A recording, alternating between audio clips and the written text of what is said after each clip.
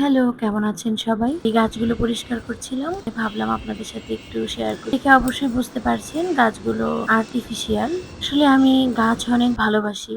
বিভিন্ন কারণে আমি ঘরে রিয়েল প্ল্যান্ট রাখতে পারি না। তো এর জন্য আর্টিফিশিয়াল প্ল্যান্টের আশ্রয় নিলাম। যদিও রিয়েল প্ল্যান্টের উপরে কিছু নেই, তারপরেও আমি এটাতে অনেক খুশি। যেহেতু আমি বাঁচাতে পারি না গাছগুলোকে।